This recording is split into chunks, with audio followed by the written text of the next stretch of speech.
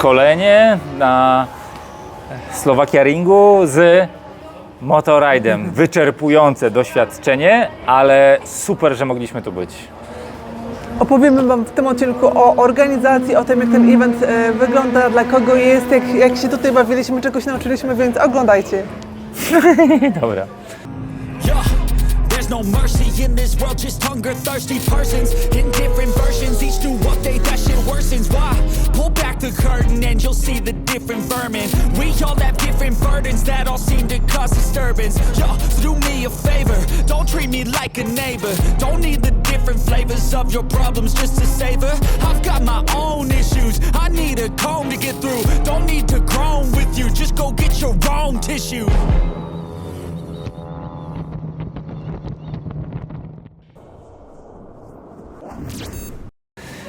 Byliśmy tutaj między innymi dlatego, że dostaliśmy 2 zestawy opon od Dunlopa i mogliśmy je przetestować. Zrobiliśmy już film o teście drogowym, a tutaj chcieliśmy zrobić test na torze. Ten tor jest ogromny.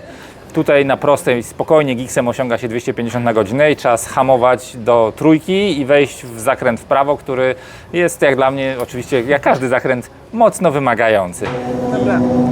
Do tej pory trenowaliśmy na różnych małych obiektach. Jak ja usłyszałam, że mamy jechać na Slovakia Ring, powiedziałam, okej, nie, to nie dla mnie, ja w to nie wchodzę, Krzysiu, rób co chcesz. Natomiast ja na żaden szybki tor się nie wybieram, ponieważ na tych małych obiektach nie jestem w stanie wycisnąć z siebie więcej, tak? Mam dużo do zrobienia, jeżeli chodzi o prędkość, pozycję, te inne wszystkie elementy i mówię, po co będę się pchała na duży obiekt, gdzie po prostu inni mnie wyśmieją. I ja na początku byłam na nie. Ale Motorride powiedział, słuchajcie, nie stresujcie się, mamy grupę dla pierwszaków, dla osób, które pierwszy raz są na takim obiekcie. Zaopiekujemy się Wami, będzie instruktor, będziemy cały czas przy Was, będziemy Was wspierać. I to nie tylko dlatego, że jesteście, nie wiem, gdzieś tam na YouTubie i macie swój kanał, ale jest po prostu taki program i Wy z niego skorzystacie. No więc ja sobie pomyślałam, mówię, okej, pojadę, co mi szkodzi, nic nie stracę, jeżeli mi się nie spodoba, będę się czuła zagrożona, niekomfortowo, coś się będzie działo, po prostu nie będę jeździła. No było tak, jak mówi Małgosia. Ja ze swojej strony byłem oczywiście podjarany na maksa, ponieważ nie miałem jeszcze nigdy okazji jeździć na tak dużym torze. Wszystkie jakby moje doświadczenia opiewały na jakieś ODTJ lub małe obiekty. No i mając GSX-era okazało się, że tak naprawdę nie można do końca wykorzystać jego potencjału ani na małym obiekcie, ani tym bardziej w mieście. Więc fajnie by było przynajmniej raz zobaczyć, jak GSX-R potrafi rozwinąć skrzydła. I kurka, muszę wam powiedzieć, że to jest motocykl, który jest stworzony do takiego miejsca. Oczywiście moje umiejętności były na tyle skromne, że nie wydarzyło się nic spektakularnego, ale miałem frajdę i mogłem odwijać na prawie, właściwie na każdym biegu do końca. No i było to fajne doświadczenie, podobało mi się. Tak, ja jechałam z duszą na ramieniu. Nasze motocykle jechały w ogóle tirem, więc Motorride zapewnia transport motocykli, nie musicie się o to w ogóle martwić. Slovakia ma też fajną infrastrukturę, hotele, tutaj dojazdy, wszystko jest bardzo blisko, także bardzo wygodny tor, jeżeli chodzi o takie tematy logistyczne. Więc ja jechałam trochę zestresowana. Jeszcze jak zrobiliśmy briefing, było to pierwsze spotkanie, wprowadzenie jakby do naszych zajęć, jak posłuchałam, jakie to są prędkości, że tutaj może Was wyrzucić, tam wypchnąć, tutaj 300 na godzinę, ale już musicie hamować i jakby inne tematy, więc ja miałam nogi jak z waty i mówię, nie, to jednak był zły pomysł. Dokładnie. Ale mówię, dobra, na spokojnie, będzie pierwsze kółko zapoznawcze, tak jak sobie wyobrażałam, było ono całkiem wolne, każdy jakby mógł spokojnie nadążyć po prostu za instruktorem i jechaliśmy sobie gęsiego za nim. Bardzo szeroki tor, bardzo po prostu jak autostrada, bardzo przyczepny, piękne zakręty, pięknie wyprofilowane. Mówię, dobra, będę sobie jeździła swoim tempem. Tutaj dzięki takiej dużej szerokości toru i tym pułapkom żwirowym, tym bezpiecznym strefom, jeżeli Was wypchnie, to nie ma dużego ryzyka, że coś Wam się stanie. Jeśli chodzi o rzeczy, które zaobserwowaliśmy, owszem, zdarzają się gleby, ale ani razu karetka nie wyjechała i wszyscy ludzie wrócili o własnych siłach do domu, a kolega z naszego boksu, nawet jak zwiedzał zielone, to wrócił na tor na swoim motocyklu w tym samym momencie, jak wypadł, tak wpadł z powrotem i poleciał dalej. Także nawet jeżeli przepałujecie na takim dużym obiekcie, jeżeli Wasze umiejętności nie są wystarczające, albo przeliczyliście się z Waszymi umiejętnościami, to jest dużo przestrzeni na to, żeby to korygować. Natomiast hamowanie z 250 naprawdę nie zdarza się codziennie na ulicy, albo w ogóle mi się nie zdarzało i robi to piorunujące wrażenie. Jest fajnie.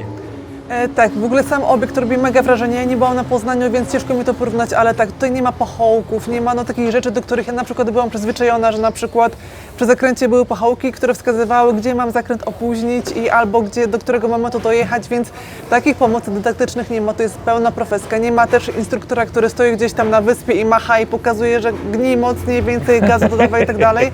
Takich rzeczy nie ma, to jest pełna profeska. Są mandaty na przykład na jazdę pod prąd na padoku, czy jakieś takie Przekroczenie prędkości na padoku, tak, też jest niepożądane karalne inne finansowo. zachowania, więc trzeba naprawdę bardzo uważać. Nie ma osób machających flagami, tylko są ekrany, które po prostu I działają świecą się błyskawicznie. Dokładnie, więc tutaj reakcja na jakiekolwiek zdarzenie na torze jest natychmiastowa. Widzicie tak, że jest żółta flaga, czerwona, nie wiem cokolwiek, potem, że zielona, można jechać. Koniec Więc sesji. Ja jestem pod mega wrażeniem, czuję się jak w jakimś filmie, po prostu na planie filmowym, gdzie no widzę tutaj Toma Cruza, który zaraz usiądzie, nie wiem, Formuła 1 i tak dalej, będzie się ścigał, więc naprawdę przeżycie, emocje niepowtarzalne. Ale na padoku jest prąd, woda, jest kawa, ciastka, były banany, owocki. No i co najważniejsze, jakby ten cały sprzęt, tak? Możecie tutaj ciśnienie, nie Tak, wiem, cokolwiek, narzędzia są zawieszenie, dostępne. Narzędzia. Jest stacja taka benzynowa mini tutaj też na terenie w ogóle toru, więc no wszystko Wixa jest 2 na razy miejscu. tankowaliśmy Jest w ciągu jednego dnia. hotel nawet. Wszystko jest na miejscu i o nic nie trzeba się martwić, też Motorride pomaga, Motorride wszystko zapewnia. Sobie poczytacie też na ich stronie, co tutaj trzeba zabrać, a o co się nie trzeba kompletnie martwić. Jeśli chodzi o grupę, w której byliśmy, to była grupa D. Bo jak były zresztą 4 widać. grupy Tak. generalnie. I grupa D to jest ta grupa właśnie początkująca, natomiast trzeba mieć na uwadze to, że tutaj początkujący to są ludzie, którzy często używają kocy na opony. My byliśmy jednym z 4 motocykli, który nie posiadał kocy, ale też opony dawały radę, poradziliśmy sobie w miarę naszych możliwości, nasze umiejętności na pewno się podniosły i nie byliśmy jakimiś szczególnymi zawali drogami. Nikt nam nie zwrócił uwagi, że mamy jechać bardziej, albo zjechać, albo że komuś przeszkadza. Nie było w ogóle takiego tematu. Każdy jechał swoje, dzięki szerokości toru i jego objętości. Czasami zdarzało się tak, że w naszej grupie jechaliśmy całe kółko i ani my nikogo nie wyprzedzaliśmy, ani nikt nas nie wyprzedzał. Także motocykle mieszczą się na takim dużym obiekcie zdecydowanie łatwiej niż na małym obiekcie, no tak jakby normalne. I po południu pierwszego dnia był regrouping, czyli jeżeli nasze czasy byłyby lepsze niż no, gdybyśmy byli dopasowani do innej grupy, to by nas przerzucili, ale to się nie stało. Nie było jeszcze niższej grupy, więcej nie spadłam, więc no ja miałam generalnie najsłabszy tor ze wszystkich osób, które tutaj, najsłabszy czas ze wszystkich osób, które były. No dobrze, ale słuchajcie, kompletnie to nie ma dla mnie znaczenia, bo dla mnie było najważniejsze to, żebym się czuła bezpiecznie. Ja też miałam taki dosyć sobie motocykl, 400, ale wystarczający, żeby tutaj się świetnie bawić. Tutaj oczywiście litry są w swoim żywiole. Ja miałam taką zieloną kamizelkę, żeby też one wiedziały, że okej, mam jeszcze pojemność, jestem też początkująca jakby na takim obiekcie, żeby na mnie uważać i się nie złościć, że na przykład nie jadę tych 200 na tej prostej. Więc naprawdę myślę, że 400, 300 to jest taka minimalna pojemność. Tutaj nie braliśmy naszej 250, żeby Dobrze, też się nie tak. męczyć. Na nie 125 no w ogóle tutaj nie miałaby sensu, bo no przerost formy, niedorost formy do treści, nie Tak, wiem. to za długie proste są jakby, i biegi by się skończyły. Ja bym jeszcze trochę omówił temat tej całej logistyki, ponieważ jest ona naprawdę na bardzo wysokim poziomie i gdybyście mieli nawet jakieś pytania dotyczące tego, co trzeba, co można, dostaliśmy cały pakiet informacyjny, co powinniśmy zgromadzić, czyli ubezpieczenie, musieliśmy z NFZ-u tą kartę Tak. Sobie też gdzieś tam wyrobić. ogarnąć. Ale dostajemy do tego jakby informacje, Instrukcje, dostajemy linki, tak. dostajemy linki do ubezpieczyciela, jeżeli chcemy skorzystać z tego, który tutaj jest polecany. On też bardzo ładnie prowadzi nas za rączkę. I tyle, no odstawiamy motocykle na tira, tir przyjeżdża tu, my sobie spokojnie przyjeżdżamy do hotelu samochodzikiem, a teraz motocykle będą spakowane z powrotem na tira i wrócą do Warszawy. Oczywiście można wynająć boks. My tutaj mieliśmy jakby w ramach naszego pobytu, ale nie musicie też tego robić. Możecie sobie gdzieś tam koczować w namiocie, nie wiem, czy po prostu freestylować, że tak powiem, na obiekcie. Nie jest to jakby obowiązkowe, ale bardzo wygodne, tak? No, taka opcja jest na pewno taka już premium, że tak powiem. A patrząc na to, co tutaj się działo, to odbywały się również zakupy opon, zmiany klocków. Jest sklepik, w którym można nawet się zaopatrzyć w jeżeli ciuchy, slajdery wam się slajdery, skończą, bielizna termoaktywna. tak, zapomnieliście z domu pampersy. czegoś, tak, to jakby też da się to kupić na miejscu, co jest takim no, dużą zaletą. Ja jeszcze na takim małym obiekcie czegoś takiego nie widziałem, ale no, jakby będąc częściej na dużych obiektach, na pewno będzie nam łatwiej się przyzwyczajać do takich To, rzeczy. co jest mega, to jest atmosfera, O. ludzie są fantastyczni, wspaniali, z każdym można porozmawiać, wymienić się doświadczeniem. Krzysztof oczywiście wszystkich pouczał, bo ja to, bo ja tamto, bo ja tamto. Nie, no żarcik, tak.